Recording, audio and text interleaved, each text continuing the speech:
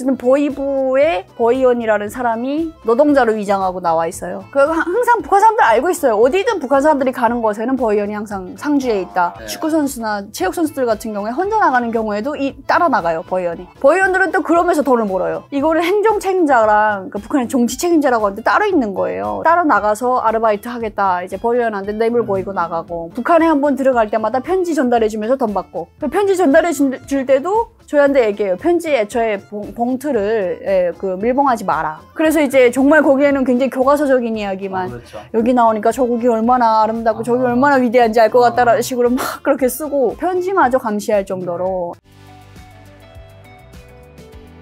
북한 체제랑 현실에 대한 인식 변화도 좀 여쭤보려고 하는데, 평양에서 엘리트로서 사셨던 걸로 제가 기억하는데, 일단 어떤 집안이셨고, 처음에 나오셔서 말씀해 주셨지만 그때는 이제 또 그 영상 안 보신 분들이 많아서 북한 체제 어떤 점에 대해서 가장 먼저 의문이나 회의점을 느낀 걸까요? 일단 어떤 집안이셨죠? 그 할머니 쪽이 때 토대가 좋으셨어요. 네, 할머니의 아버지가 김일성을 위해서 싸운 독립운동이긴 한데, 일본을 반대하는 거긴 한데 김일성 라인 쪽에서 싸우신 거죠. 그래서 그 공로를 인정받아 할머니가 원래는 강원도 분이신데 이제 평양으로 그때 올라오셔가지고 그때부터 쭉 평양에서 이렇게 사신 건데, 그래서 토대는 나름 괜찮은 집안이었던 것 같아요. 그리고 또 김일성을 위해서 싸웠다 하면은 증손자까지도 봐주는 경우가 있거든요. 그래서 저 같은 경우에도 증손녀다 보니까 다른 사람들보다는 좀 봐주는 게 좀 있지 않았나. 부모님 어떤 일을 하셨었죠? 엄마는 중학교 교사셨고 아버지는 그냥 공무원. 약간 저희 집은 저 빼고는 다 공학 계통이에요. 그러니까 저희 엄마가 이제 다 좋은 대학을 가시지 않았나요? 그렇죠. 엄마가 김일성 종합대학 자동화학부를 나왔어요. 지금은 컴퓨터공학과라고 하던데, 그러고 이제 아버지는 기계대학, 평양기계대학을 나오셨고, 오빠가 김제공대 핵물리학부를 나왔어요.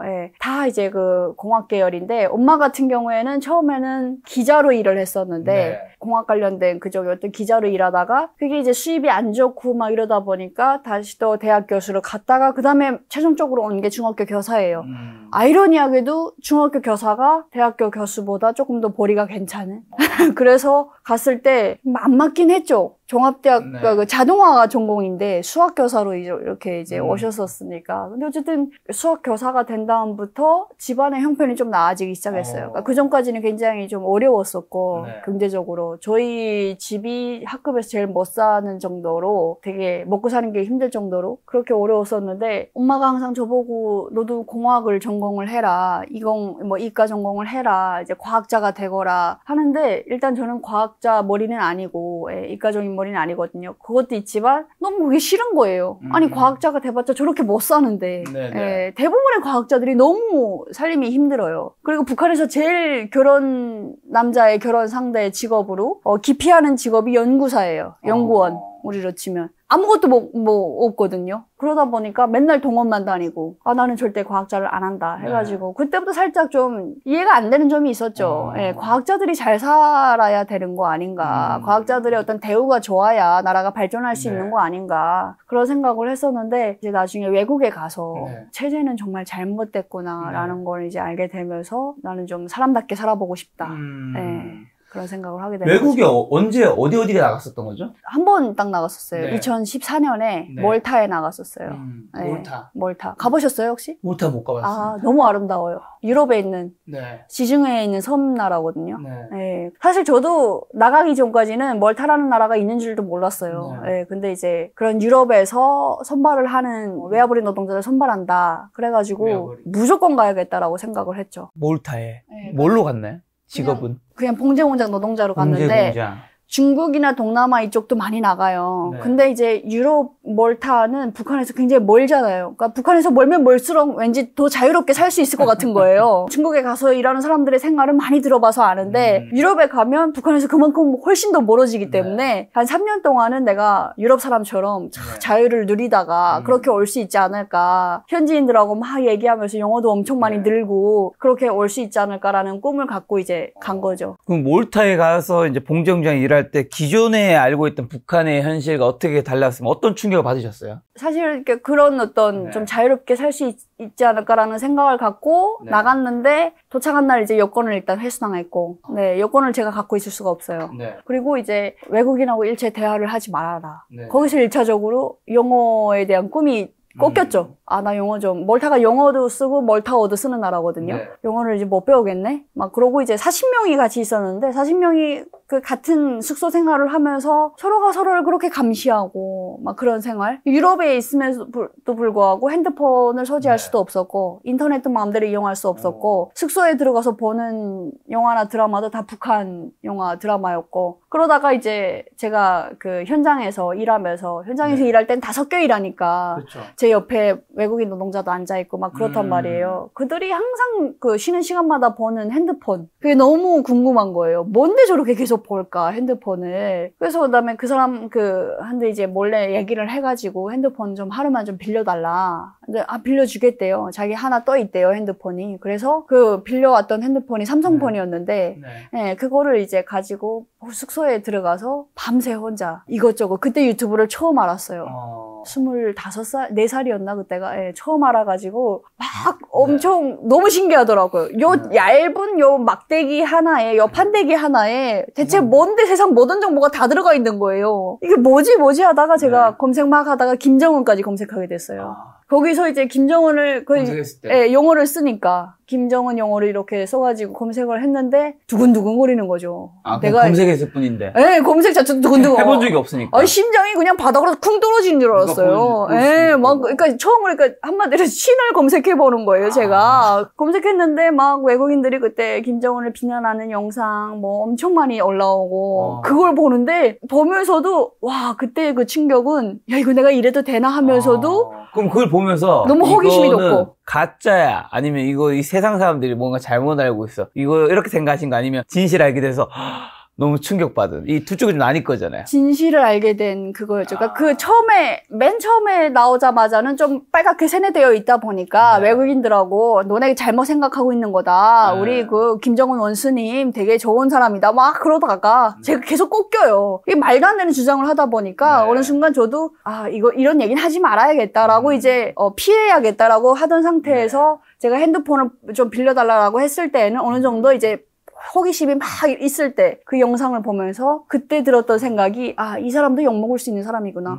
이 사람도 욕먹을 수 있는 사람이구나. 우리랑 똑같은 사람이구나. 아니 그리고 같은 나라 사람인 나는 욕을 못하고 외국 사람들은 이 사람 마음대로 욕하고 그게 너무 충격이어가지고 그러고 나서 그 충격이 며칠 동안 내가 지금 그거를 봤다라는 거를 혼자만 알고 있는 것도 너무 속상하고 얘기하고 싶은데 얘기하면 잡혀갈 것 같고 거기서 완전히 깨진 거죠. 세뇌가 그냥 와장창. 그러면 그 스마트폰을 통해서 이제 보면서 세상의 뉴스를 보면서 알게 된 것 외에 그렇게 이제 몰타에서 다른 외국인들이나 뭐 한국 분들도 있었다면 뭐 그분들과 교류하면서 북한에 대한 가졌던 생각이나 인식이 바뀐 것도 있나요? 북한에서 일했던 거는 요리사로 일을 하다 보니까 봉제공장에서 주 중에는 일을 했지만 주말에는 또 가끔씩 식당에 가기도 했었어요. 식당 갈 때는 다 같이 가나요? 40명이? 저만 갔었어요. 그러니까 식당에 밥 먹으러 간 게 아니라 일하러 갔다. 일하러. 요리사 하셨으니까 그러니까 직업이.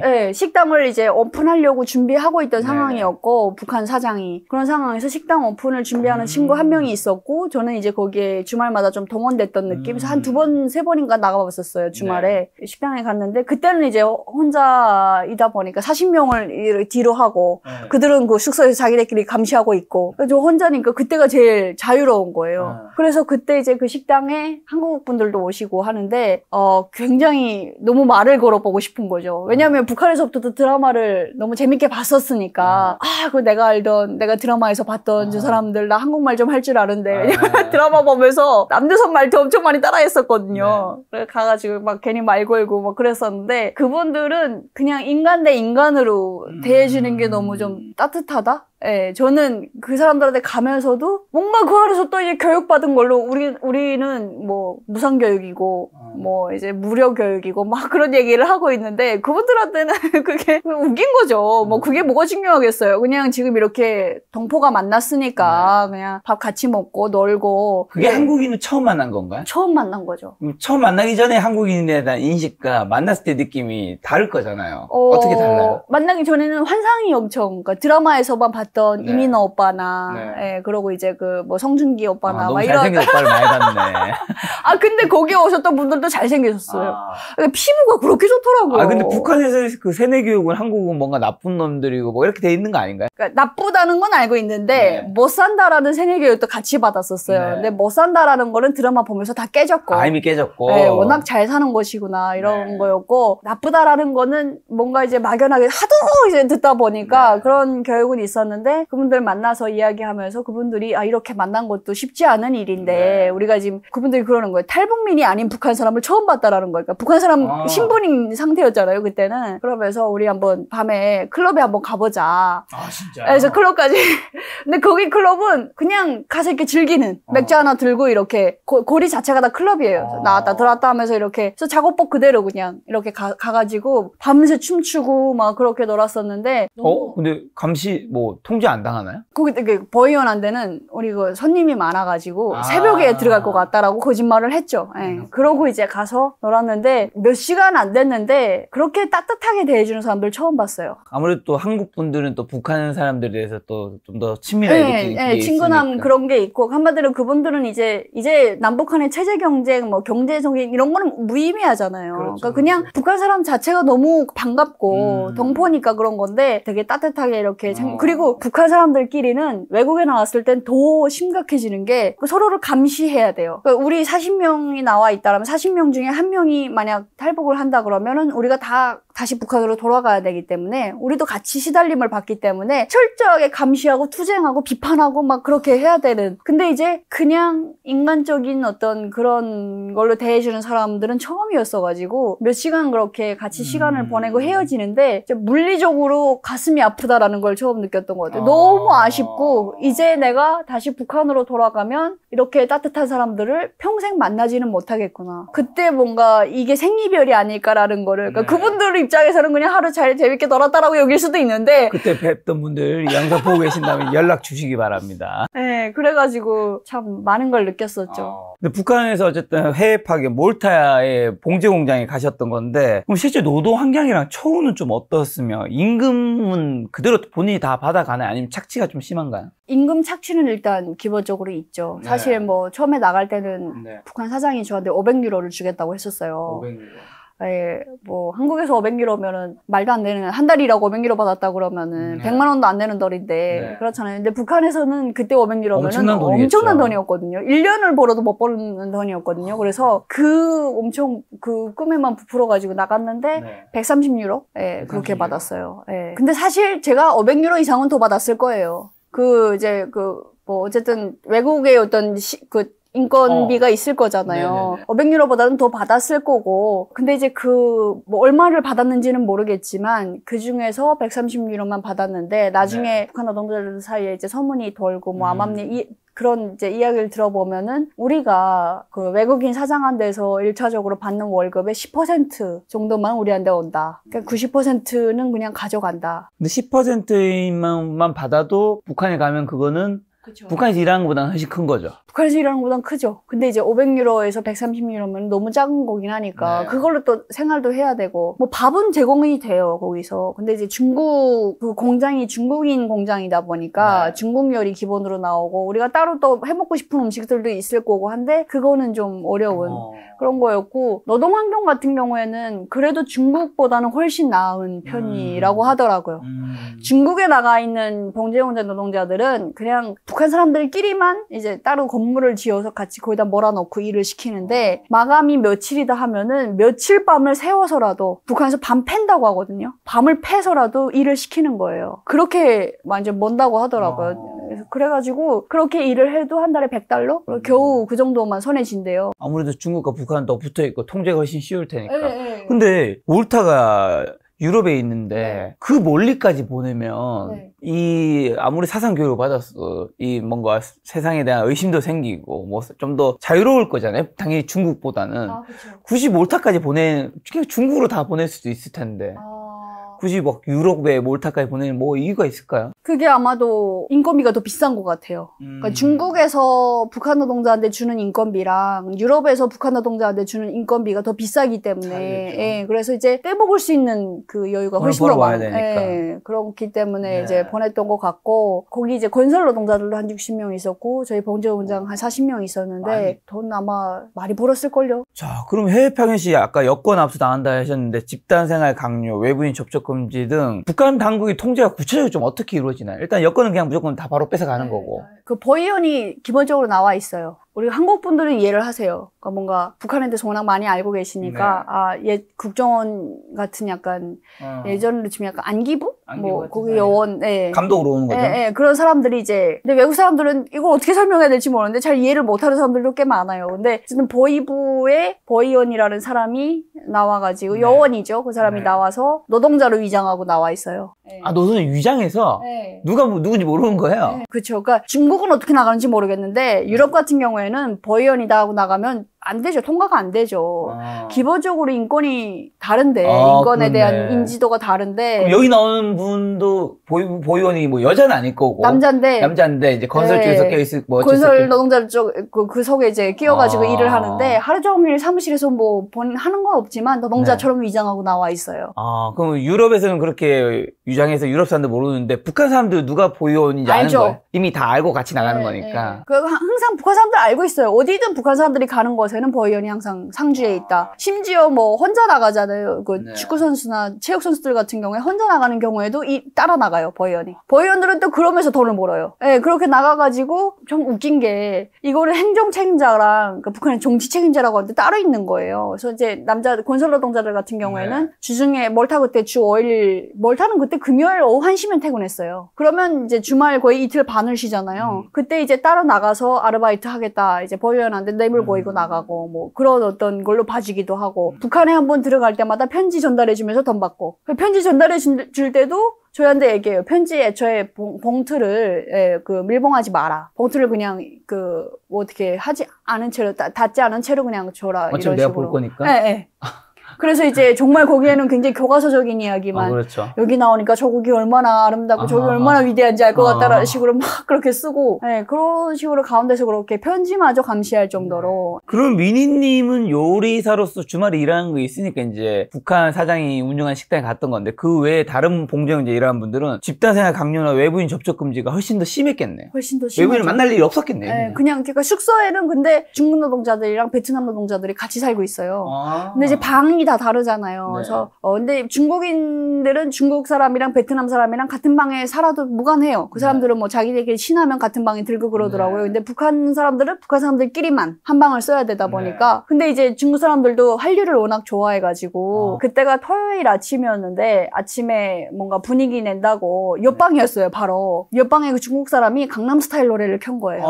엄청나잖아요. 그 음악이 숙소에 쩌렁쩌렁 울리는 거예요. 근데 막 속으로 너무 좋죠. 와 제가 좀 신나고 막 이러고 있는데 그것도 이게 그 청년동맹 책임자가 있어요. 정치 조직 책임자가 또 있어요. 버이언 말고 그 밑에 그 여자가 와가지고 중국 사람한테 막 항의하는 거예요. 끄라고 당장 끄라고. 근데 또 중국 사람이 그걸 또 꺼요 음악을. 북한 사람이 와서 항의하니까 그래서 속으로 막 중국 사람 엄청 보실 같은 게 아니 북한 사람이 끄라고 한다고 꿋꿋이 자기가 듣고 싶은 음악을 들어야지 그걸 끈다고 막 너무 아쉬운 거예요. 그랬던 적이 있어요. 말씀하시면 한류를 접한 북한 주민들 특히 젊은 세대 사이에서 나타나는 생각의 변화나 외부 세계에 대한 동경은 어느 정도일까요? 북한에 계신 분들. 한류를 이미 접한 10대는 거의 뭐 한류 아리를 하고 있죠. 근데 이게 접했다는 게 상류에 계신 엘리트층이 접했다고 받아들여야 될까요? 그 MZ세대 중에서. 아니면 MZ세대 거의 모든 사람들이 한류를 접하고 있다고 봐야 될까요?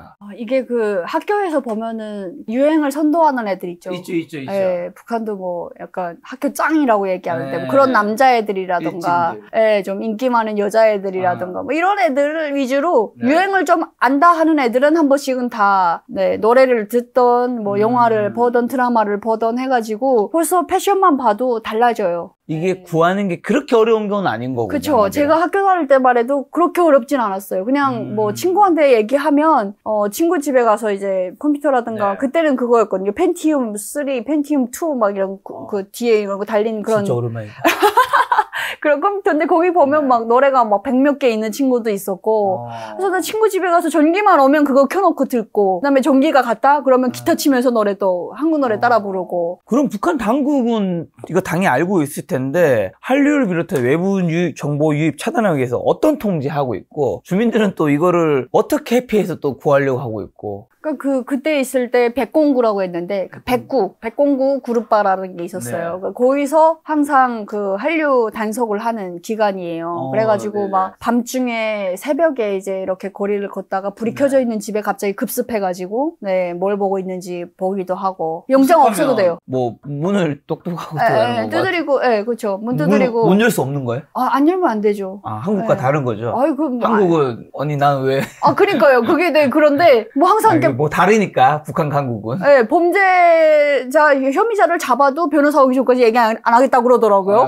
근데 북한은 그런 게 없어요. 영장 없이 막 들어가서 수색하고, 그러는데 그런 식으로 이제 백건구라는 그룹바가 한류를 단속하고 있었고, 근데 그때는 김정일 때 한창 그때 2008년, 2009년 뭐 그때만 해도 잡혔다가도 좀 돈 좀 고이면 나올 수 있는 그런 거였어요. 그러니까 애들이라는 게 자기만 보지 않거든요. 나 보고 또 친구한테 보여주고 또 그러다 보니까 한 명만 잡으면 이렇게 무슨 고구마 줄기처럼 쭉 이렇게 일어나요. 마약 잡듯이. 그러다 보니까 근데 그 중에 이제 한 명이 힘센 애가 있으면 걔가 다 무마를 하면 또 다 살아나오고 그렇게 처벌이 그렇게 강력하진 않았었어요. 정말 심각한 경우에는 평양 추방 정도? 평양에서 추방돼서 다른 곳으로 간다는 얘기죠? 근데 이제 그런 사람도 봤는데 평양에서 추방돼가지고 지방 가서 더 많이 버는 거예요. 하루 종일 보고 있는 거예요, 드라마를. 그런 사람도 있었고 흔하게 구할 수 있을 정도였는데 김정은이 되고 나서 힘들어져가지고 버는 게 통제가 더 강해지다 보니까. 그럼 북한에 계실 때 한국에 대해서 들었던 소문이나 뉴스 중에서 가장 황당했거나 기억에 남는 거는요? 지금 돌아봤을 때 그건 진짜 그냥 가짜였고 그 미국의 식민지. 지금도 여전히 미국의 식민지를 받고 있다. 그러니까 미국의 식민지고 항상 미군의 군합발에 신음하고 있다. 그래서 한국에 오면은 미군들이 막 활개치며 다닐 줄 알았는데. 용산에는 많았죠 옛날에. 근데 그 용산도 가봤는데 그 장소만 가니까 거기서 좀 볼 수 있더라고요. 그러고 뭐 미국을 보기가 더 어렵더라고요. 근데 북한에서는 그런 이야기를 이제 들었었죠. 그래서 이제 드라마를 보면서 아무리 저렇게 잘 살아도 미군의 군합발에 신음하는 식민지일 뿐이고 꼼짝 못한다 미군한테. 그러면서 이제 뭐 배고파도 자주적으로 살아가는 게 최고다 뭐 이딴 식으로. 자, 그럼 한국 사회에 처음 나왔을 때 가장 크게 느꼈던 문화 충격이나 이해하기 어려웠던 점은 10년 전 돌아가면 뭘까요? 저는 이제 외국을 좀 경험을 하고 또 오다 보니까. 그렇죠. 몰타를 경험하셨죠. 경험하고 오다 보니까 뭔가 좀 신기한 게 크게는 없을 줄 알아서. 그러니까 드라마도 좀 많이 보고 왔었고 하니까. 근데 그래도 많이 부딪히더라고요. 제가 또 인터넷도 잘 써본 경험도 없고 하다 보니까 버스 타는 것도 좀 많이 어렵고. 버스 어렵죠. 그 버스도 되게 매정이제 늘러야 서는 게. 그러니까 북한은 그런 게 하차벨이 없어서 그냥 이제 매 정류장 알아서 다 서거든요. 그러면 이제 사람들이 내리고 오르고 막 그런 게 있었는데 버스 정류장과 정류장 사이 거리가 너무 가깝다? 북한은 한 5-6개 정류장 사이, 한국의 5-6개 정류장 거리 정도만큼이 한 개 차이인 것 같아요. 북한은 정말 가깝더라고요. 여기서 세웠는데 단지 돌아가지고 또 세우는 거예요. 그래서 너무 대중교통이 되게 촘촘하게 잘 되어 있다. 지하철 노선도 어지러웠겠어요. 지하철도 서울 같은 경우 지하철도 이렇게 넓었다고? 지하철 노선만 보고 야 서울 진짜 넓은데? 평양이 한 10배는 되는 줄 알았어요. 그러니까 평양에 노선이 2개밖에 없거든요. 크로스 노선. 야 지하철이 이렇게 많다는 거는 엄청 넓다는 거잖아. 막 그런 생각이고 지하철 화장실. 저는 북한에서 지하철 이용할 때마다 그 화장실이 있는 역이 또 따로 있어요. 없는 데도 많군요. 없는 데도 많고 들어가 보면 너무 열악해요. 화장실 컨디션이 진짜 최악이에요. 애초에 밖에 나가서 뭔가 화장실 볼 생각을 안 하고 다니는데 북한에서는 한국에 왔는데 지하철 화장실이 출구마다 다 있는. 있죠. 그리고 그 칸도 너무 많은 거예요. 심지어 사람들이 잘 안 다니는 화장실, 여기에도 화장실은 무조건 되어 있고, 그리고 그 화장실 가면 항상 휴지가 이렇게 있잖아요. 있죠. 하얀 휴지가. 북한 휴지가 있으면 없죠. 뭔가 사람들 가져갈 것 같은데. 다 가져가죠. 다 가져가죠. 휴지를 늘 들고 다녀야겠네. 그러니까 휴지 자체를 그런 어떤 휴지를 쓰는 게 아니고 학습장 노트를 찢어서 찢어서 썼었거든요. 네. 네, 그랬는데 그러다 보니까 이제 북한 두루마리 휴지가 없었어요 그 당시에? 있긴 있는데 비싸요. 비싸다. 워낙 비싸서 거의 쌀이 1kg 값이다 보니까 사람들이 네. 애초에 사서 쓸 생각을 못해요. 그래서 그냥 이렇게 노트를 찢어서 쓰는데 그러다 보니까 국정원에 이제 처음에 한국에 오잖아요. 사람들이 그러면 식당에 이제 그 휴지가 비치되어 있어요. 밥 먹고 뭔가 이제 그 물 마시고 입 닦으라고 이제 있는 그 휴지를 막 뽑아가지고 가는 사람들도 있고 어차피 방에 가도 휴지가 있는데 약간 그게 너무 낯선 거예요. 그게 다 어디 가나 휴지가 있다는 게 너무 낯서니까 보일 때 그냥 챙겨야 된다 막 그런 게 있어가지고 그런 것도 너무 신기했어요. 지하철 화장실 정말 신선한 충격이었어요. 한국에서 그럼 제일 맛있었던 건 뭐예요? 한국에 와서 라면. 라면은 진짜 네. 뭐가 제일 맛있나요? 저 신라면. 신라면. 네, 뭐 불닭볶음면도 좋아하고. 북한 사람들이 매운 걸 잘 먹나요? 잘 먹어요. 잘 모르고 계시는 게 있는데. 향신료 많이 쓰시나? 뭐 평양냉면 하면은 약간 슴슴한 맛 기억하시잖아요. 안 그래요. 이제 많이 자극적이에요. 북한 그 평양냉면이. 그 양념 자체가. 네. 무조건 물냉면인데 양념을 얹어주거든요. 그 양념 자체가 굉장히 매워요.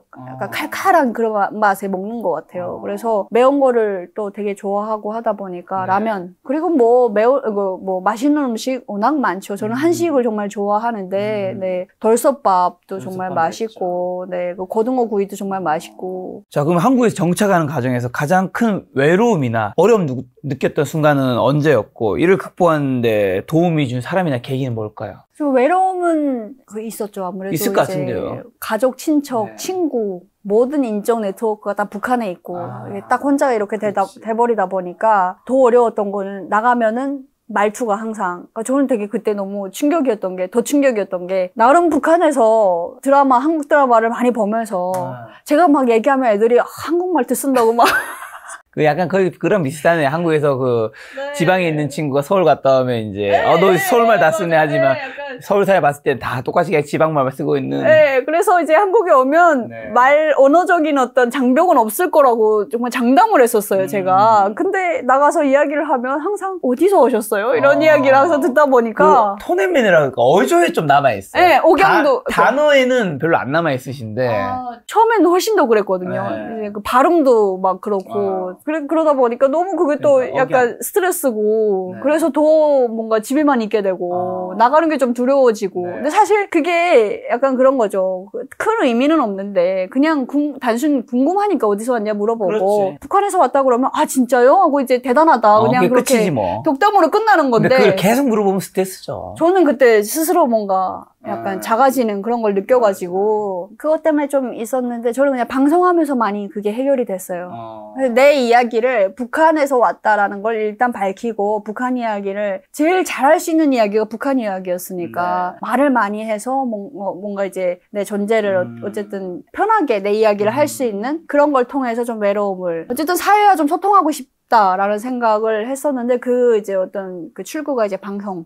방금 말씀하신 것처럼 탈북민에 대한 한국 사람들의 시선이나 편견 느낀 적은 어떤 게 좀 있을까요? 크게 그런 건 없는데 정말 북한이 가끔 가다가 그런 분들이 북한이 완전 약간 원시 사회처럼 생각하시는 분들도 있으시더라고요. 그래서 북한에서는 기본적인 어떤 예의 교육 이런 것도 없을 거라고 생각하시는 분들도 있으시더라고요. 잘 모르는 거니까 이렇게 또 알고 나면은 또 괜찮아지는 거니까 그런 거를 좀 겪어봤고 그 외에는 워낙 또 한국에는 북한 관련 방송들이 많고 하다 보니까 좋은 말들을 많이 듣죠. 고생했는데 앞으로 잘 살길 바란다 이런 이야기들 정말 많이 들었어요. 그렇죠. 아무래도 또 뭔가 반갑게 생각하고 이제 근데 어쨌든 억양이나 들었을 때는 이제 평소에 잘 듣지 일상생활에서 잘 듣지 못하니까 신기하니까 이제 물어볼 수 있을 것 같은데. 그리고 또 그게 있어요. 뭐요? 뭔가 북한에 있을 때는 평양은 또 철저하게 출신 성분 위주로 평양에 사는 것도 특권이에요. 그러니까 한국과의 어떤 교류가 있다거나 한국에 무슨 친척이 있다거나 탈북민이 있다거나 하면은 이제 추방을 많이 시켰었어요. 예전에는 뭐 지금은 조금 바뀌었다고는 하지만 그래서 1차적으로 이제 전쟁 끝나고 나서 그런 어떤 뭐 사람들 한국과의 네트워크가 있는 사람들은 이제 다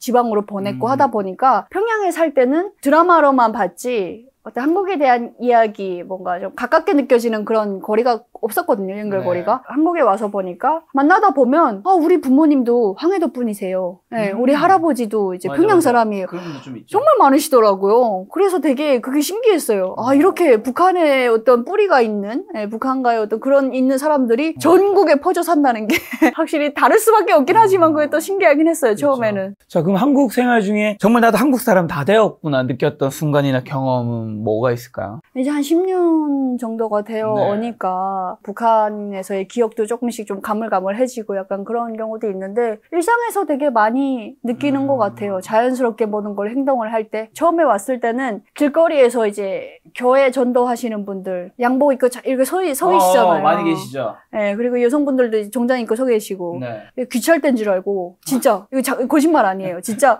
가다가 여성분들 이렇게 정장 입고 서 계시는데 북한의 여자분들이 그렇게 정장 입고 귀찰 때 서는 사람들이 있거든요. 저 그때 청바지 입었었는데 가다가 돌아섰어요.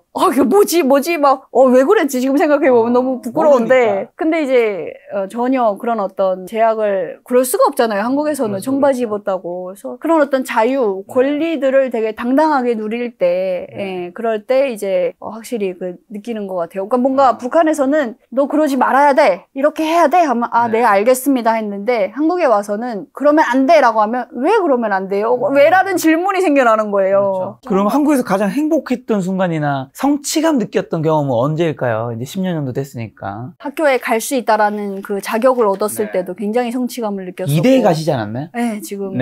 이하여대 정확하게 무슨 과였죠? 커뮤니케이션 미디어과입니다. 이제 졸업을 했나요? 아니요, 지금 아직 다니고 있어요. 다니고 있는. 네. 정말 엄청 좋은 대학이잖아요. 한국의 명문여대죠. 네, 거기에 제가 갈 수 있다라는 게 북한에서는 그 정도 대학에 가려면 돈 엄청 많아야 돼요. 그러니까 기본적으로 뇌물을 정말 빵빵하게 거여야 되고. 북한에서는 뭐 김일성 종합대학이든 어디 명문대든 뇌물이 필요한 부분이 뇌물이 있나요? 어마어마하게. 그러니까 제가 원하는 학과에 그렇게 가서 뭐 북한은 또 문과가 더 이과보다 일러주기 때문에 문과가 간부가 또 많이 되고 그러기 때문에 문과 같은데 그런 데 가려면 돈이 어마어마해야 되고 본인도 잘해야 되지만 돈도 필요하고 네, 그리고 학교 다닐 때도 돈이 엄청 많이 들고 네, 그리고 이제 과외도 엄청 많이 받아야 되고 경쟁률도 엄청나고 그런데 한국에 와서 제가 정말 북한에서 왔다라는 그 이유만으로 그렇게 저한테 혜택을 주시는 거잖아요. 다시 공부할 수 있는 그런 기회. 배움의 기회를 일단 북한에서 잃었던 거니까, 북한에서 살면서. 그런 그 기회를 얻었을 때, 학교 다닐 때도 등록금 다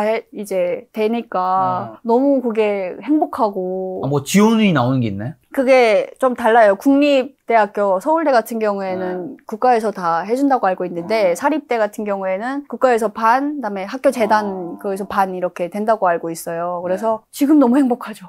생각해보니까 북한에서도 이제 대학을 다녔잖아요. 3년제. 3년제. 어쨌든 거기도 대학이니까요. 네. 평양중앙요리학원 3년제 졸업하셨죠, 맞죠? 네. 거기 이제 이대를 다니고 계신데 북한과 한국의 대학이 굉장히 많이 다르겠죠? 엄청 다르죠. 네. 북한은 대학생들도 약간 굉장히 수동적인 존재로 만들어요. 무조건 복종하도록. 네, 그리고 대학생들한테 여유를 주지 않아요. 수업할 때 수업할 때고 각종 행사, 건설동원 졸업도 안 시키고 계속 그렇게 막 각종 인력이 필요한 곳에 막 끌고 다녀요. 한국에서는 대학생들이 굉장히 주체가 되어가지고 학교 생활을 막 주도적으로 해나가는 그 모습이 너무 놀라워요. 학생한테 이 정도의 힘이 있었다라는 게 뭐 수강 신청도 자율적으로 하지만 각종 동아리들도 학생들이 자발적으로 다 이렇게 하는 거잖아요.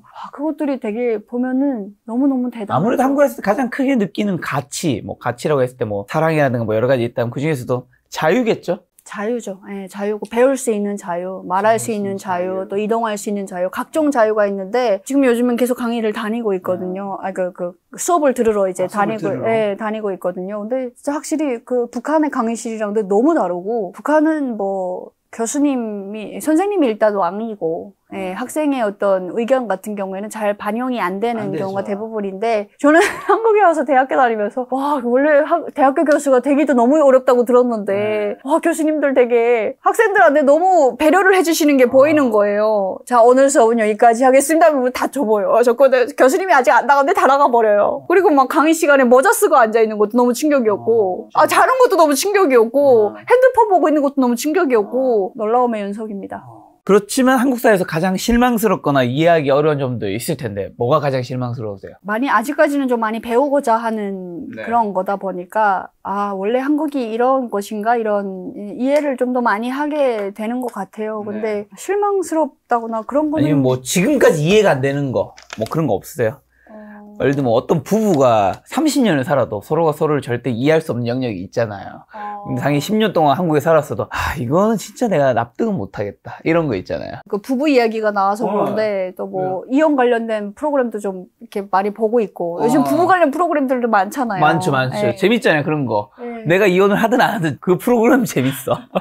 저는 재밌어요. 결혼도 안 했지만 그런 거 보고 있으면 재밌어. 되게 재밌게 그거 보면은 이제 남북한의 어떤 여성의 지위도 확실히 다르다. 북한에서는 남자가 되게 세요. 어쨌든 기본적으로 남자가 세고 남자의 말이면 그 세대주라고 하는데 세대주의 말이면 되게 그 파워가 있고 그리고 이제 이혼도 어렵지만 이혼했다 그러면 여성한테 더 차별적인 그런 시선이 가고 그러기 때문에 근데 이제 한국에 와서 그런 프로그램들 볼 때마다 막 한마디로 이렇게 동등하게 싸우잖아요 남녀가. 동등하죠. 그것도 너무 사실 이해는 안 돼요. 그럼 진짜 궁금한 거 있어요. 남편분이 또 유튜브 하시니까 김정국 님이잖아요. 네. 두 분은 싸우거나 할 때 이제 한국에 계시니까 동등하세요? 아니면 북한에서 같이 오신 분들이니까 네. 그래도 여전히 이제 북한에서 어릴 때부터 받은 그게 있으니까 좀 남편이 위, 여자가 아래 이게 있을 수 있잖아요. 좀 왔다 갔다 하는 것 같아요.